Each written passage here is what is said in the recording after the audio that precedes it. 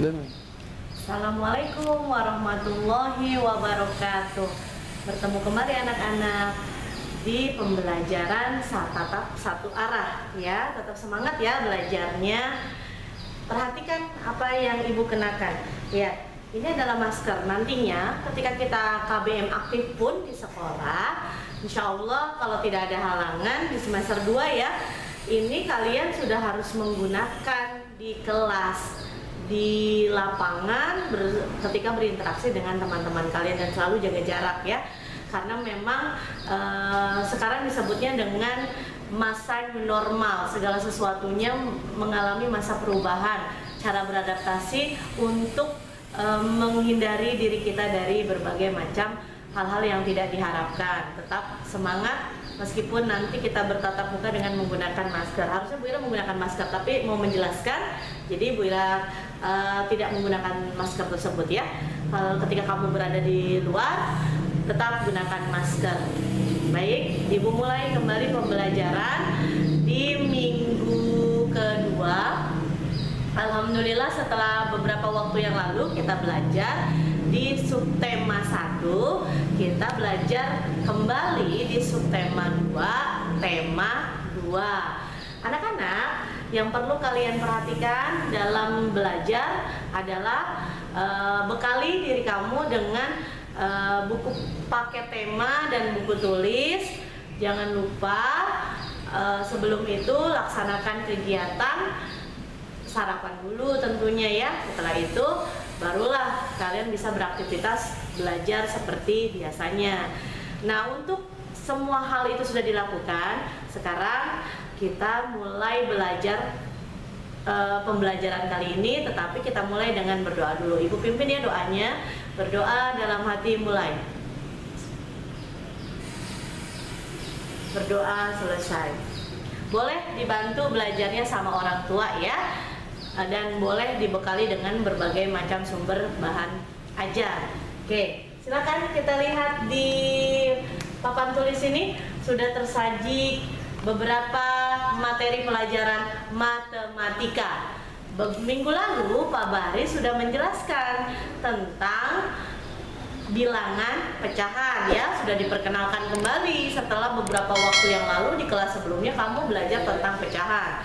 Karena manusia sifatnya lupa, biasanya pecahan ini akan dilupakan seiring bertambahnya waktu ya. Jadi kami ingatkan kembali. Nah, untuk pembelajaran kali ini kalian mempelajari tentang mengurutkan pecahan, disusun berdasarkan perintah.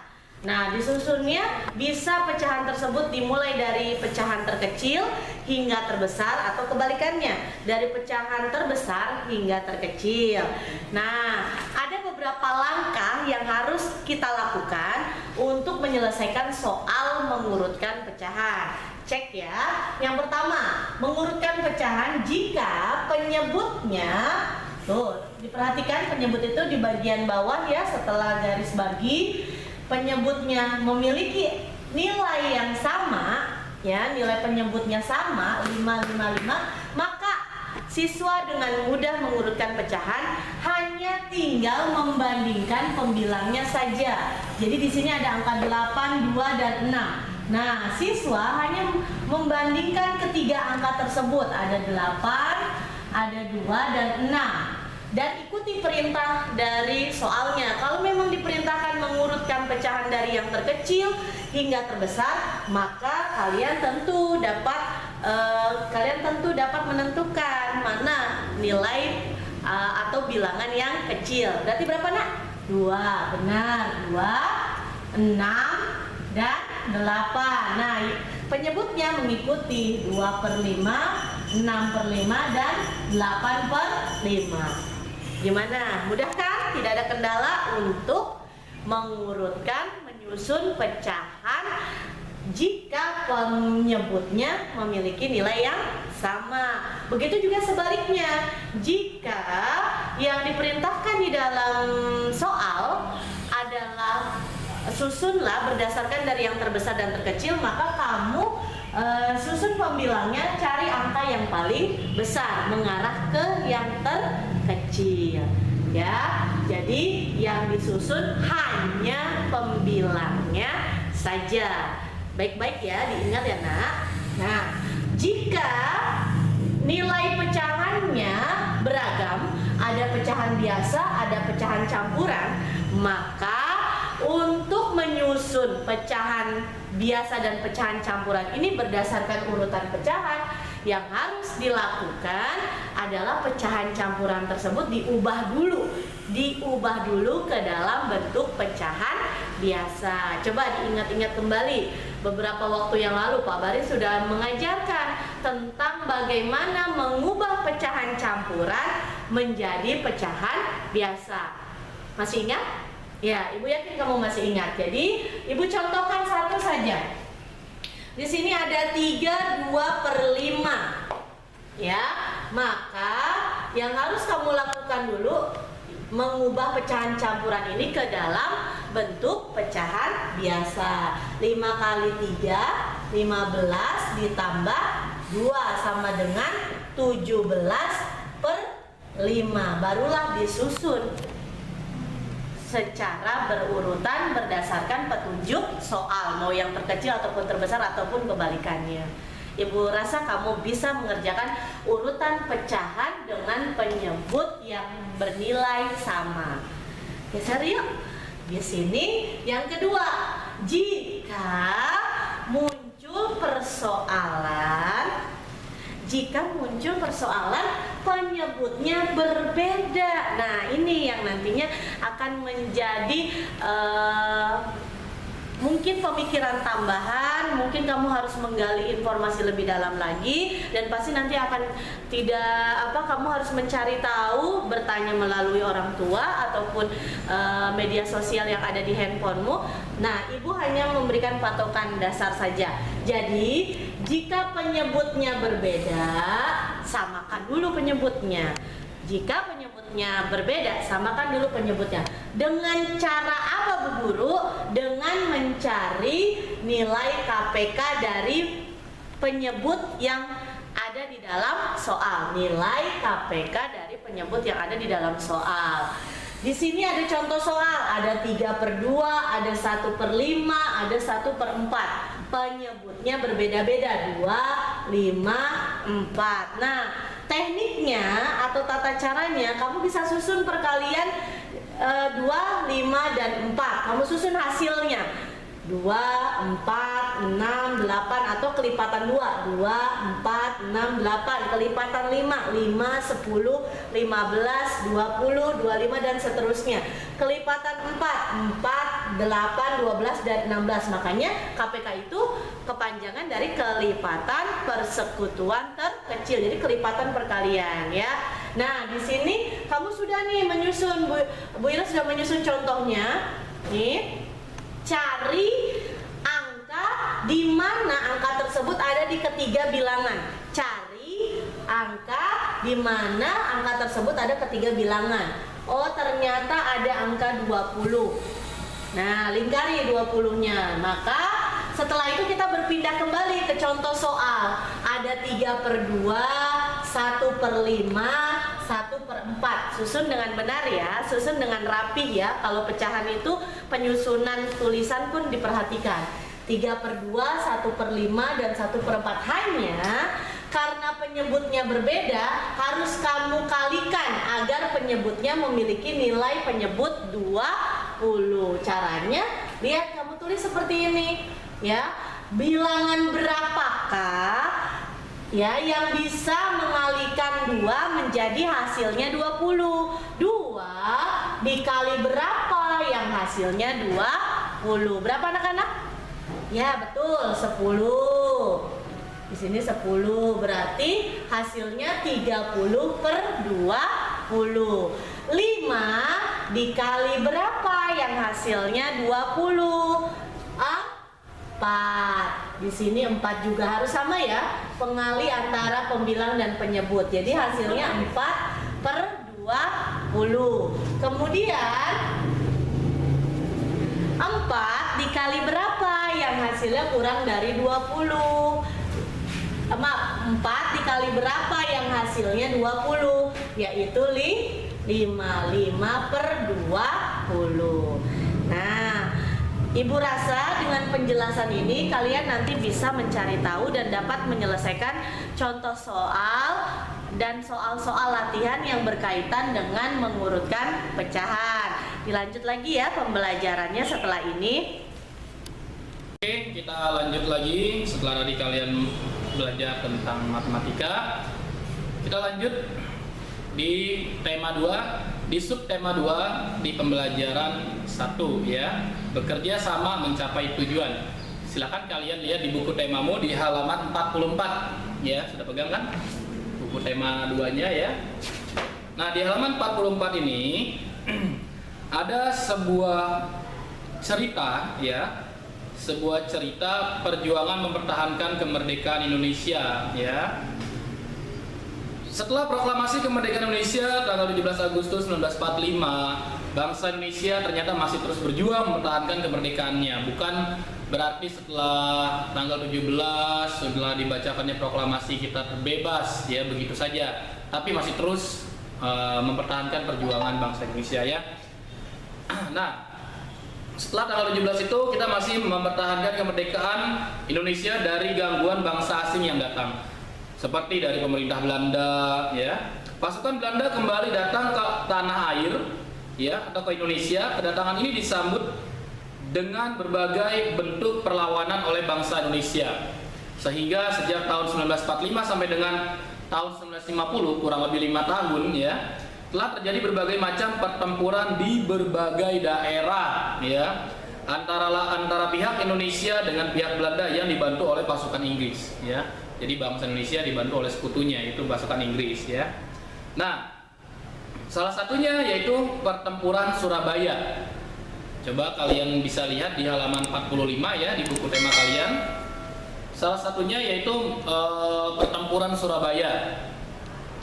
Pada tanggal 25 Oktober tahun 1945, tentara sekutu yang dipimpin oleh Brigadir Jenderal Malabi ya, tanggal 27 Oktober 1945 terjadi kontak senjata antara para pemuda Indonesia dengan pasukan Inggris. Dalam pertempuran ini, pasukan Inggris dapat dipukul mundur. Bahkan puncak dari pertempuran tersebut adalah terbunuhnya pemimpin pasukan Inggris yang bernama Brigadir Jenderal Malabi. Ini yang terjadi di Surabaya. Pada tanggal 9 November tahun 1945, Inggris mengeluarkan ultimatum yang berisi semua pimpinan dan orang Indonesia yang bersenjata harus melapor dan meletakkan senjatanya di tempat yang ditentukan dan menyerahkan diri dengan mengangkat tangan. Namun ultimatum tersebut ditolak oleh pihak Indonesia. Pada tanggal 10 November atau 1 hari kemudian terjadi pertempuran yang sangat dahsyat. Pasukan Inggris menggempur Surabaya dari laut, udara, ya dari darat, semua digempur habis. Nah, peristiwa 10 November ini diperingati sebagai Hari Pahlawan. Jadi setiap tanggal 10 November ini kita memperingati yang peristiwa ya yang disebut dengan Hari Pahlawan. Jadi Surabaya dikenal dengan sebutan kota pahlawan ya. Nah, dari cerita tadi silakan kalian baca ulang ya, baca ulang dengan seksama, lalu kalian baca ulang dengan teliti di halaman 45 berdasarkan teks di atas atau cerita di atas. Istilah peta pikiran berikut menggunakan kalimat efektif ya. Nah, di sini kalian diperintahkan untuk membuat 6 kata tanya ya. Diperintahkan untuk membuat 6 kata tanya, ada apa, mengapa, siapa, bagaimana, kapan, di mana, beserta jawabannya ya. Beserta jawabannya yang terkait dengan pertempuran Surabaya yang tadi Pak Bari jelaskan. Misalkan kalau kapan ya udah jelas, kapan ini adalah pertanyaan untuk menanyakan waktu ya. Lalu siapa ya, siapa ini pertanyaan untuk menanyakan orang atau tokoh mungkin di sini ya. Nah, silakan kalian kerjakan di halaman 45 ya, tapi sepertinya tidak muat kalau di buku tema. Jadi kalian kerjakan di buku tulis tema kalian ya. di buku tulis tema kalian dengan tulisan yang benar ya. Kalau misalkan itu nama orang ya wajib menggunakan huruf kapital di awal ya. Jadi tulisan mulai hari ini coba diperhatikan tulisannya yang baik ya, yang benar, yang rapi. Terus kalian tulis di buku tulismu, kalian foto, kalian kirim ke Telegram Pak Bari dan Telegram Ira ya. Oke, nanti kita lanjut lagi materi tentang IPA ya. Marilah anak-anak kita lanjutkan kembali pembelajaran di hari Selasa ini. Setelah tadi Bu Ira sampaikan materi matematika tentang mengurutkan pecahan, yang kedua materi bahasa Indonesia sekaligus IPS tentang pembuatan diagram flyer dengan menggunakan 6 kalimat tanya, disertakan kata tanyanya, kemudian kalian membaca, menyimak tentang sejarah nyata terjadi di Indonesia setelah pelaksanaan proklamasi kemerdekaan. Untuk itu, kita sepatutnya sebagai warga negara Indonesia tetap menjaga keutuhan negara kesatuan kita agar tidak dijajah kembali, karena perjuangan mencapai kemerdekaan itu amat sangat besar, amat sangat panjang dan membutuhkan tenaga serta pikiran, kerja keras, dan tentunya nyawa. Jadi jangan disia-siakan ya perjuangan dari pahlawan kita. Mudah-mudahan kalian sebagai penerus bangsa ini mampu membangun bangsa, mampu mendampingi negara kita menjadi negara yang lebih baik lagi ke depannya. Amin. Nah, kita beranjak ke dalam perjuangan kemerdekaan. Nah, kamu bisa melihat dari perjuangan tersebut bahwa negara kita mampu bertahan karena adanya kekuatan satu dengan yang lainnya, karena mampu bekerja sama satu dengan yang lainnya, karena mampu mengesampingkan kepentingan pribadi dan mengutamakan kepentingan umum. Nah, mereka mempertahankan kemerdekaan mereka di wilayah-wilayah tempat mereka tinggal. Ya, ada yang mempertahankan di Surabaya, di Bandung, dan sebagainya. Nanti bisa kita ulas di pembelajaran berikutnya. Nah, bicara tentang tempat tinggal daerah, kita merujuk kepada tempat tinggal yang pernah Pak Bari sampaikan sebelumnya di pembelajaran IPA. Tempat tinggal disebut dengan habitat ya. Nah, di habitat ini biasanya terdapat beberapa makhluk hidup selain manusia, ada pepohonan dan hewan. Nah, di tempat tinggalmu, di sekitar tempat tinggalmu, kamu pasti akan menjumpai beberapa jenis hewan yang biasa diternakan atau biasa dipelihara oleh masyarakat setempat. Kamu bisa memperhatikan pembelajaran ini di buku paket halaman 48. Di sana ada gambar ya nak ya. Di sana ada gambar beberapa hewan yang sering sekali kita jumpai dalam kehidupan sehari-hari. Ada ayam, bebek, ikan, dan cicak. Nah, siswa ya, kamu diminta nih untuk mencari tahu ciri-ciri hewan yang ada di gambar tersebut. Selain kamu cari tahu ciri-cirinya mulai dari warna bulunya, kemudian jenis paruhnya, bentuk paruhnya, lalu anggota tubuh yang lain, kakinya, sayapnya, dan sebagainya, kamu pun diminta untuk mencari tahu ciri-ciri dari tempat tinggalnya, habitatnya. Jadi contoh, jika ayam, ciri-ciri ayam bertengger, kemudian paruhnya agak runcing tapi kecil ya, memipih dan kecil, bukan memipih, kecil runcing. Kemudian ayam memiliki bulu yang lebat. Ayam memiliki sayap, kaki-kakinya memiliki cangkram di bagian belakangnya ya. Terus kuku-kukunya panjang lancip, digunakan untuk mengais tanah untuk memperoleh makanan. Nah, berarti kita samakan tuh dengan ciri-ciri lingkungannya. Ciri-ciri lingkungan ayam seperti apa? Ciri-ciri habitatnya biasanya ayam di daratan ya nak ya. Nah biasa di daratan pun dia mencari tempat di mana dia bisa mencari makanannya, biasanya di tanah ya, atau daerah-daerah yang teksturnya lebih lembut dibandingkan beberapa tempat di daratan ya. Kamu bisa cari tahu lagi informasi berikutnya tentang ciri-ciri hewan dan ciri-ciri habitat dari beberapa gambar hewan yang ada di buku paket halaman 48. Kalau tidak muat, pindahkan ke buku tulis dengan tulisan yang rapi tentunya ya nak ya. Nah, kemudian kita beranjak ke halaman berikutnya. Di situ kamu akan menjumpai cerita atau teks tentang bebek. Baca ya. Dibaca beberapa cerita di sana agar kamu mengetahui informasi apa yang kamu peroleh dari cerita bebek. Nah, ini erat kaitannya dengan ciri-ciri hewan tersebut, yaitu bebek, sama ciri-ciri habitatnya ya. Jadi di cerita itu kamu akan menemukan ciri-ciri hewan bebek tersebut dan habitatnya. Lalu perhatikan halaman 50. Di sana kamu akan menemukan tabel, di mana tabel tersebut harus kamu isi berdasarkan informasi hewan-hewan yang terdapat di tempat tinggalmu. Di sini kan sudah ada ayam, bebek, ikan, cicak. Nah, kan ada ya selain hewan-hewan tersebut yang ada di tempat tinggalmu. Coba kamu ingat-ingat yang ada di dekat tempat tinggalmu.